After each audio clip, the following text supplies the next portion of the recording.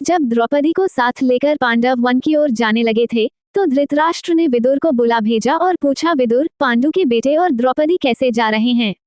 मैं कुछ देख नहीं सकता हूँ, तुम ही बताओ कैसे जा रहे हैं वे। विदुर ने कहा, कुंती पुत्र युधिष्ठिर कपड़े से चेहरा ढककर जा रहे हैं। भीमसेन अपनी दोनों भुजाओं को निहारता, अर्जुन हाथ में कुछ बालू लिए उसे बिखेरता, नकुल और सहदेव सारे शरीर पर धूल रमाए हुए क्रमशः युधिष्ठिर के पीछे पीछे जा रहे हैं। द्रौपदी ने बिखरे हुए केशों से सारा मुख ढक लिया है और आंसू बहाती हुई युधिष्ठिर का अनुसरण कर रही है। ये सुनकर धृतराष्ट्र की आशंका और चिंता पहले से भी अधिक प्रबल हो उठी।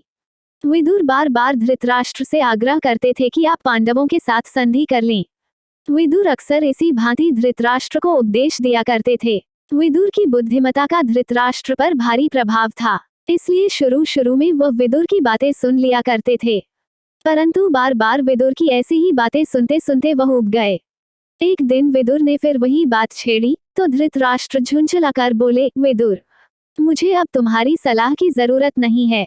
अगर चाहो तो तुम भी पांडवों के पास चले जाओ। धृतराष्ट्र यह कहकर बड़े क्रोध के साथ विदुर के उत्तर की प्रतीक्षा किए बिना अंतःपुर में चले गए। विदुर ने मन में कहा कि अब इस वंश का सर्वनाश निश्चित है। उन्होंने तुरंत अपना रथ जुतवाया और उस पर चढ़कर जंगल में उस ओर तेजी से चल पड़े जहां पांडव अपने वनवास का काल व्यतीत कर रहे थे। विदुर के चले जाने पर धृतराष्ट्र और भी चिंतित हो गए। वह सोचने लगे कि मैंने ये क्या कर दिया, विदुर को भगाकर मैंने भारी भूल कर दी। ये सोचकर धृतराष्ट्र ने संजय को बुलाया और कहा, संजय, मैंने अपने प्रिय विदुर को बहुत बुरा भला कह दिया था, इससे गुस्सा होकर वह वन में चला गया है। तुम जाकर उसे किसी तरह समझा बुझाकर मेरे पास वापस ले आओ। धृतराष्ट्र की बात मानकर संजय जंगल में पांडवों के आश्रम में जा पहुंचे। संजय ने विदुर से बड़ी नम्रता के साथ कहा, धृतराष्ट्र अपनी भूल पर पछता रहे हैं। आप यदि वापस नहीं लौटेंगे तो वह अपने प्राण छोड़ देंगे। कृपया अभी लौट चलिए। ये बात सुनकर विदुर युधिष्ठिर आदि से विदा लेकर हस्तिनापुर के लिए चल पड़े। हस्तिनापुर पहुंचकर जब धृतराष्ट्र के सामने गए तो धृतराष्ट्र ने उन्हें बड़े प्रेम से गले लगा लिया और गदगद स्वर में बोले, निर्दोष विदुर, मैं उतावली में जो बुरा भला कह बैठा उसका बुरा मत मानना और मुझे क्षमा कर देना। इसी तरह एक बार महर्षि मैत्रेय धृतराष्ट्र के दरबार में पधारे। राजा ने उनका समुचित आदर सत्कार करके प्रसन्न किया। फिर महर्षि से हाथ जोड़कर पूछा, कुरुजांगल के वन में आपने मेरे प्यारे पुत्र वीर पांडवों को तो देखा होगा, वे कुशल से तो हैं? महर्षि मैत्रेय ने कहा, राजन, काम्यक वन में संयोग से युधिष्ठिर से मेरी भेंट हो गई थी। वन के दूसरे ऋषि मुनि भी उनसे मिलने उनके आश्रम में आए थे। हस्तिनापुर में जो कुछ हुआ था उसका सारा हाल उन्होंने मुझे बताया था। यही कारण है कि मैं आपके यहाँ आया हूँ।